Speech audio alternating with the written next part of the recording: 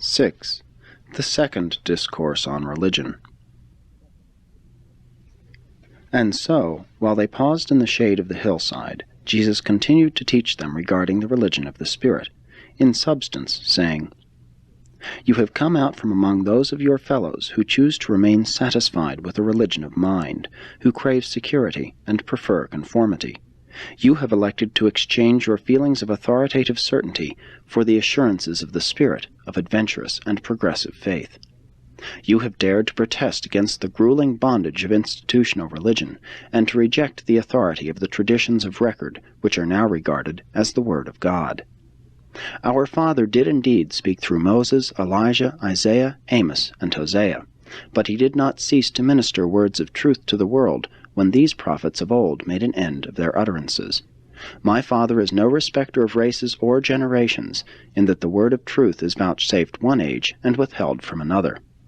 Commit not the folly of calling that divine which is wholly human, and fail not to discern the words of truth which come not through the traditional oracles of supposed inspiration.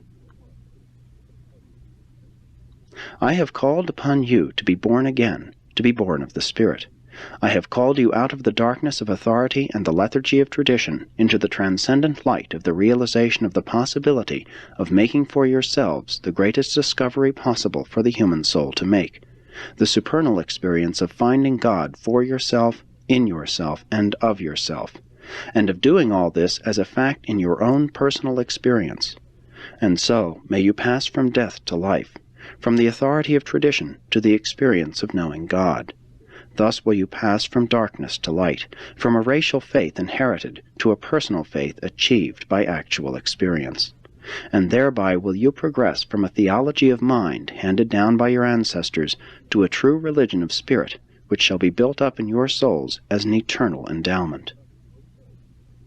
Your religion shall change from the mere intellectual belief in traditional authority to the actual experience of that living faith which is able to grasp the reality of God and all that relates to the divine Spirit of the Father.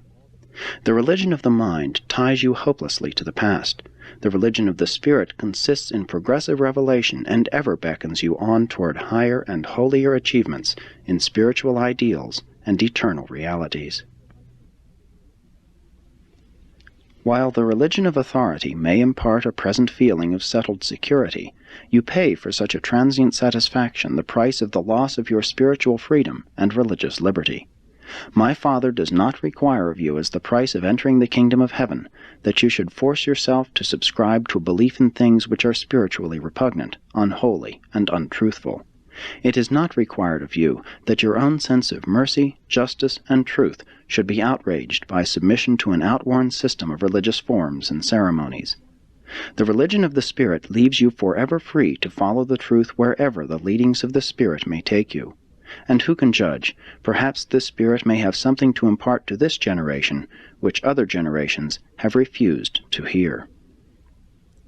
Shame on those false religious teachers who would drag hungry souls back into the dim and distant past and there leave them. And so are these unfortunate persons doomed to become frightened by every new discovery, while they are discomfited by every new revelation of truth. The prophet who said, "He will be kept in perfect peace whose mind is stayed on God," was not a mere intellectual believer in authoritative theology. This truth-knowing human had discovered God. He was not merely talking about God. I admonish you to give up the practice of always quoting the prophets of old and praising the heroes of Israel, and instead aspire to become living prophets of the Most High and spiritual heroes of the coming kingdom. To honor the God-knowing leaders of the past may indeed be worthwhile, but why, in so doing, should you sacrifice the supreme experience of human existence, finding God for yourselves and knowing Him in your own souls? Every race of mankind has its own mental outlook upon human existence. Therefore must the religion of the mind ever run true to these various racial viewpoints. Never can the religions of authority come to unification. Human unity and mortal brotherhood can be achieved only by and through the superendowment of the religion of the Spirit. Racial minds may differ, but all mankind is indwelt by the same divine and eternal Spirit. The hope of human brotherhood can only be realized when and as the divergent mind religions of authority become impregnated with and overshadowed by the unifying and ennobling religion of the Spirit, the religion of personal spiritual experience. The religions of authority can only divide men and set them in conscientious array against each other. The religion of the Spirit will progressively draw men together and cause them to become understandingly sympathetic with one another. The religions of authority require of men uniformity in belief, but this is impossible of realization in the present state of the world. The religion of the Spirit requires only unity of experience, uniformity of destiny, making full allowance for diversity of belief. The religion of the Spirit requires only uniformity of insight, not uniformity of viewpoint and outlook. The religion of the Spirit does not demand uniformity of intellectual views, only unity of spirit feeling. The religions of authority crystallize into lifeless creeds. The religion of the Spirit grows into the increasing joy and liberty of ennobling deeds of loving service and merciful ministration. But watch, lest any of you look with disdain upon the children of Abraham, because they have fallen on these evil days of traditional barrenness. Our forefathers gave themselves to the persistent and passionate search for God, and they found him as no other whole race of men have ever known him since the times of Adam, who knew much of this, as he was himself a son of God. My father has not failed to mark the long and untiring struggle of Israel, ever since the days of Moses, to find God and to know God.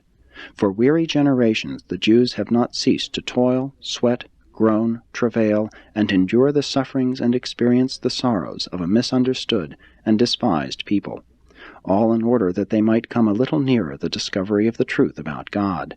And, notwithstanding all the failures and falterings of Israel, our fathers progressively, from Moses to the times of Amos and Hosea, did reveal increasingly to the whole world an ever clearer and more truthful picture of the eternal God. And so was the way prepared for the still greater revelation of the Father, which you have been called to share. Never forget there is only one adventure which is more satisfying and thrilling than the attempt to discover the will of the living God, and that is the supreme experience of honestly trying to do that divine will. And fail not to remember that the will of God can be done in any earthly occupation. Some callings are not holy and others secular. All things are sacred in the lives of those who are Spirit-led, that is, subordinated to truth, ennobled by love, dominated by mercy, and restrained by fairness, justice. The Spirit which my Father and I shall send into the world is not only the Spirit of truth, but also the Spirit of idealistic beauty. You must cease to seek for the Word of God only on the pages of the olden records of theologic authority. Those who are born of the Spirit of God shall henceforth discern the Word of God regardless of whence it appears to take origin. Divine truth must not be discounted because the channel of its bestowal is apparently human. Many of your brethren have minds which accept the theory of God, while they spiritually fail to realize the presence of God. And that is just the reason why I have so often taught you that the kingdom of heaven can best be realized by acquiring the spiritual attitude of a sincere child. It is not the mental immaturity of the child that I commend to you, but rather the spiritual simplicity of such an easy-believing and fully trusting little one. It is not so important that you should know about the fact of God, as that you should increasingly grow in the ability to feel the presence of God. When you once begin to find God in your soul, presently you will begin to discover him in other men's souls, and eventually in all the creatures and creations of a mighty universe. But what chance does the Father have to appear as a God of supreme loyalties and divine ideals in the souls of men who give little or no time to the thoughtful contemplation of such eternal realities? While the mind is not the seat of the spiritual nature, it is indeed the gateway thereto. But do not make the mistake of trying to prove to other men that you have found God. You cannot consciously produce such valid proof, albeit there are two positive and powerful demonstrations of the fact that you are God-knowing, and they are: 1. The fruits of the Spirit of God showing forth in your daily, routine life. 2. The fact that your entire life plan furnishes positive proof that you have unreservedly risked everything you are and have on the adventure of survival after death in the pursuit of the hope of finding the God of eternity, whose presence you have foretasted in time. Now, mistake not, my Father will ever respond to the faintest flicker of faith. He takes note of the physical and superstitious emotions of the primitive man, and with those honest but fearful souls, whose faith is so weak that it amounts to little more than an intellectual conformity to a passive attitude of assent to religions of authority, the Father is ever alert to honor and foster even all such feeble attempts to reach out for Him. But you who have been called out of darkness into the light are expected to believe with a whole heart. Your faith shall dominate the combined attitudes of body, mind, and spirit. You are my apostles, and to you religion shall not become a theologic shelter to which you may flee in fear of facing the rugged realities of spiritual progress and idealistic adventure, but rather shall your religion become the fact of real experience which testifies that God has found you, idealized, ennobled, and spiritualized you, and that you have enlisted in the eternal adventure of finding the God who has thus found and sonshipped you. And when Jesus had finished speaking, he beckoned to Andrew, and, pointing to the west toward Phoenicia, said, "Let us be on our way."